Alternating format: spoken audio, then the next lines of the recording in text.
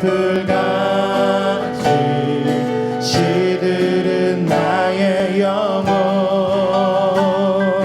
주님이 약속한 성령 간절히 기다리네 반가운 빗소리 들려 산천이 춤을 추네 복비로 내리는 성령 내게도 주옵소서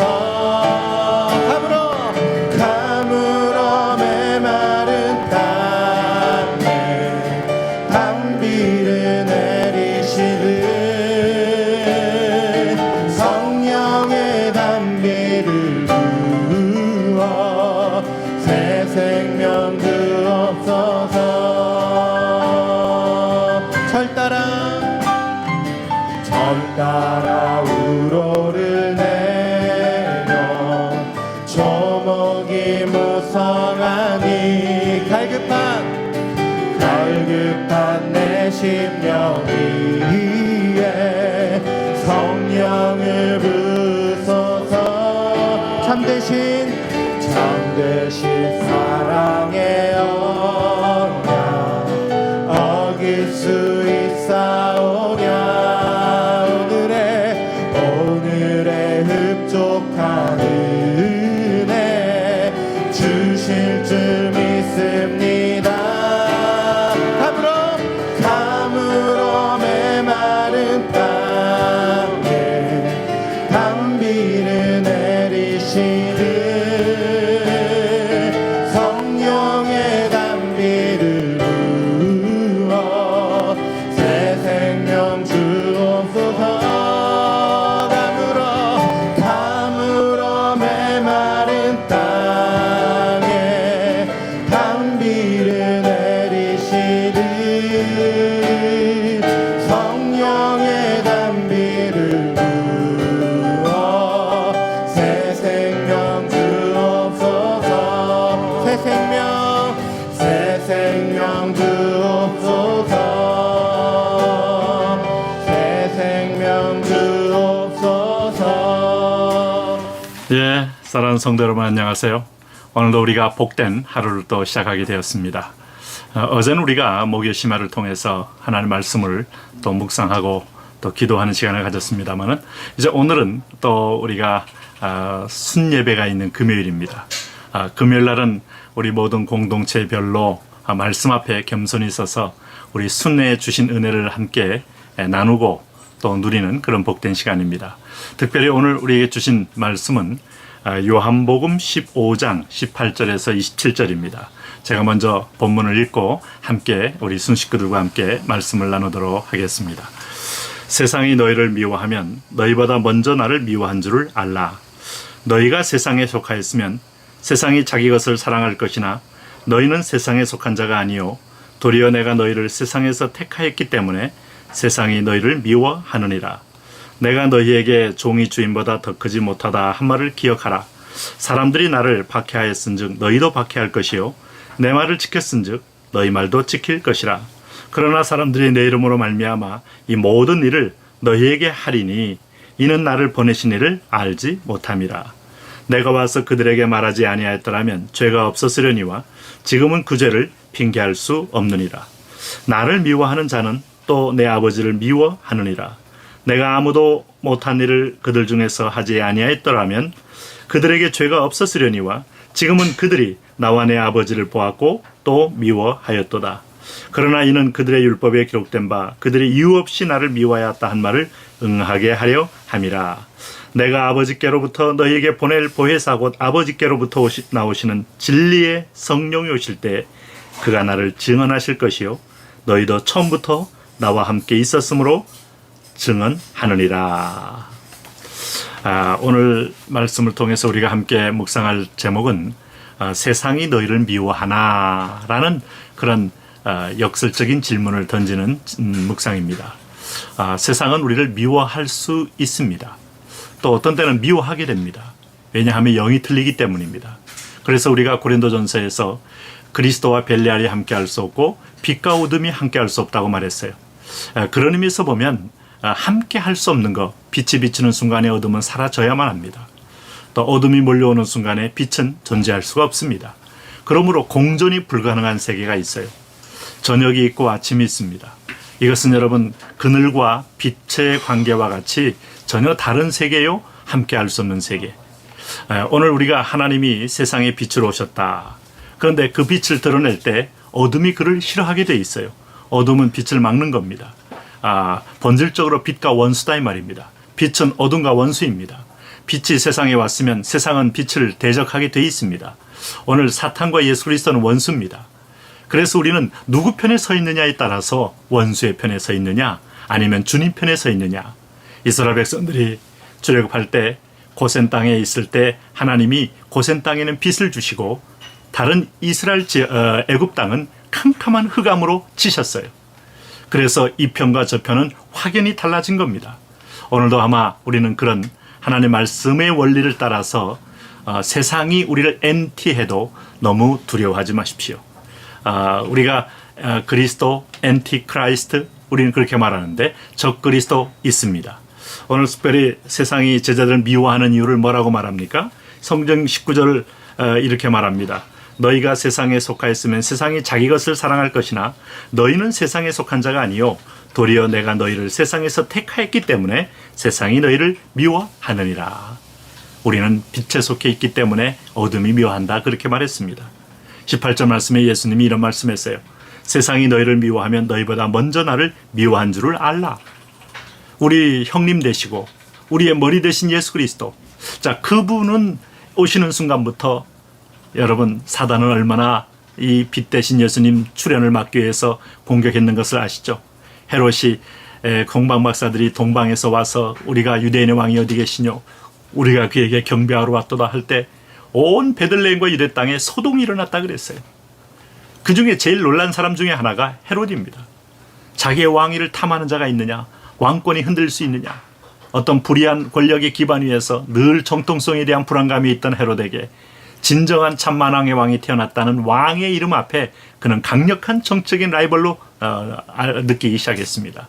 그래서 살못이 동방의 박사들에게 귀띔해서 오히려 그 두살리아가 태어났다는 예언적 어떤 음성을 듣고 두살리아를 다 죽이지 않습니까? 이게 바로 사탄이 하는 짓입니다. 마치 모세가 구약의 예수 그리스도를 상징합니다. 물에서 건져낸 자 모세. 오늘 홍해의 세례를 받으면서 구원을 얻은 자 예수 그리스도의 자녀들. 바로 모세는 바로 그런 세례의 우두머리요, 세례의 선봉인 것이죠.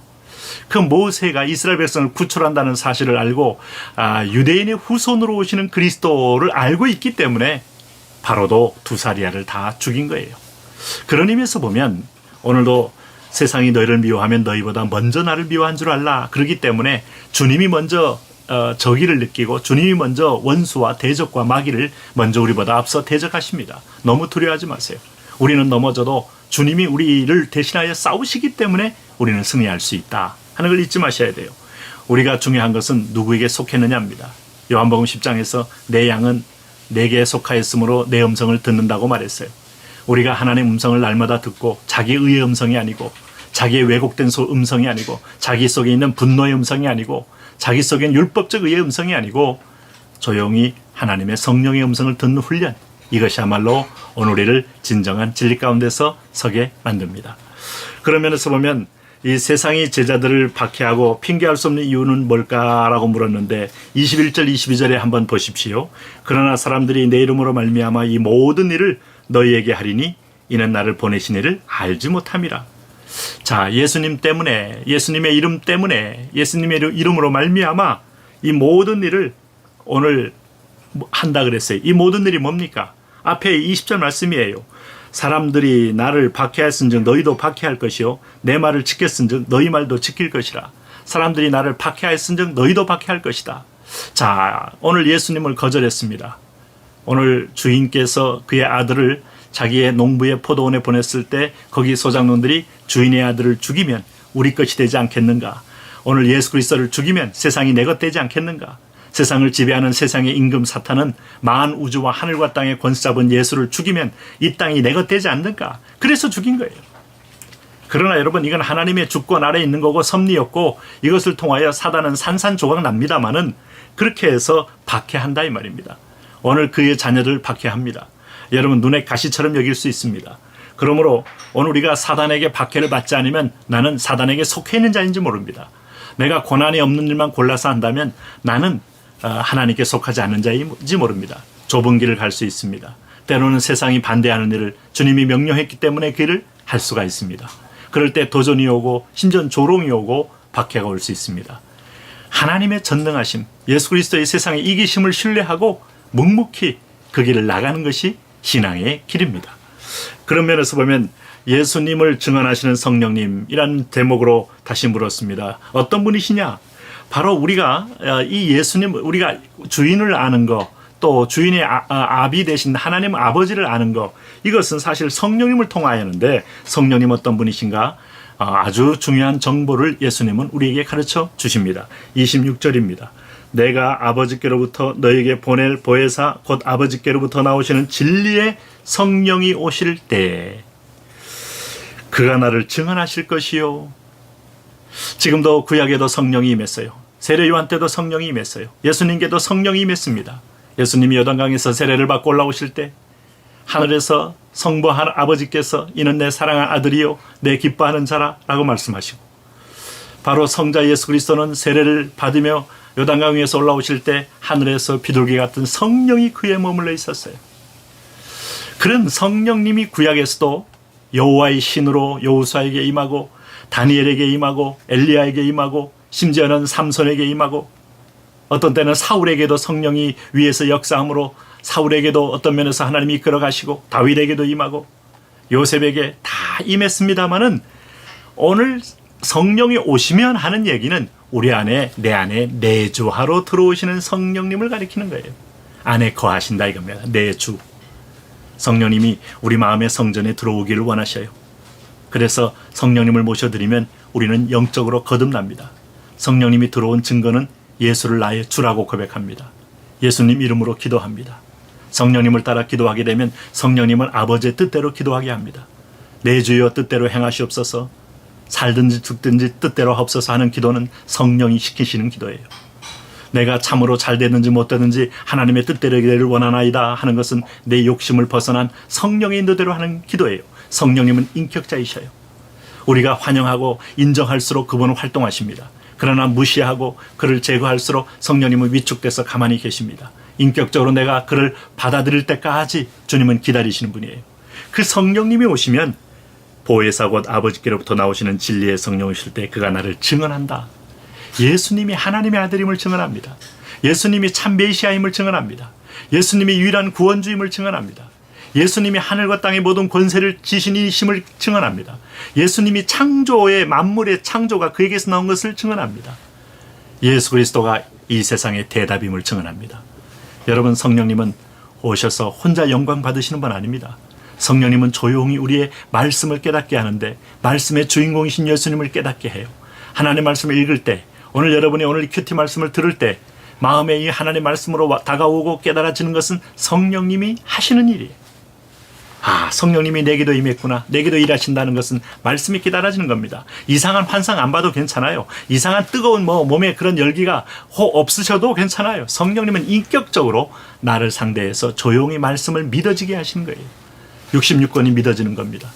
무리를 걸으신 예수님의 기적이 믿어집니다. 아니, 부활 사건이 믿어지는 겁니다. 동시에 주님께서 오병이어의 기적이요 물로 포도주 만든 사건이 믿어지는 겁니다. 오늘 마리아에게 임했던 성령님, 처녀가 잉태하여 아들을 낳으리니 그 이름을 임마누엘 예수라 하라 할 때 마리아가 주의 계집종이오니 주의 말씀대로 내게 이루어지이다. 그때 성령님이 임재가 있는 거예요. 그 말씀, 처녀가 잉태했다는 말, 여러분, 많은 지식인들이, 많은 과학자들이 이럴 수가 있느냐, 있을 수 있느냐. 아니, 원리를 만드신 하나님은 원리를 뛰어넘을 수 있어요. 그게 바로 부활입니다. 그게 바로 주님의 다시 오심입니다. 마리아가 주의 계집종이오니 주의 말씀대로 내게 이루어지이다. 성령님의 역사입니다. 이 사실을 믿는 우리도 성령님의 역사입니다. 오늘 성령의 역사를 따라 우리는 신약의 모든 예언들이 이루어질 것도 믿게 되는 겁니다. 놀라운 사실, 여러분, 우리 가운데 성령이 살아서 우리를 하나님의 백성이라고 증언하십니다. 세상이 박해해도 하나님 나라에 내 이름이 생명책에 기록되어 있다고 성령이 증언하십니다. 앞서 예수님 믿고 돌아가신 우리 부모님이 계십니다. 우리 친지들, 우리 지인들이 있습니다. 오늘 그들이 영원히 하나님 보좌에 있다는 사실을 지금 내 안에 있는 성령이 증언하신다 그랬습니다. 성령님은 이 땅과 저 땅, 성령님은 하나님의 깊은 것에서 깊은 마음을 통찰하시고 예수님 마음을 통해서 오시기 때문에 우리가 성령님이 아니고는 예수님 마음을 알 수 없어요. 우리가 성령님 아니고는 하나님 마음을 알 수 없어요. 다시 말하면 인간이 하나님의 뜻을 안다는 것은 성령님으로만이 가능해지는 것입니다. 그런 의미에서 보면 오늘도 성경에서 오늘 이 모든 것들, 그래서 여러분, 하나님은 삼위 하나님이 세상을 완벽하게 지금 관리하고 계시다 하는 거예요. 여러분, 우리가 뭐 페이크 뉴스든 아니면 진짜 뉴스든 많이 혼돈스러운 시대를 살고 있습니다만은 한 가지 분명한 것은 하나님이 역사를 주관하신다. 하나님이 저와 여러분을 주관하신다. 오늘 성경 말씀에 25절에 이런 말씀합니다. 그러나 이는 그들이 율법에 기록된 바 그들이 이유 없이 나를 미워해야 했다 말을 응하게 하려 함이라.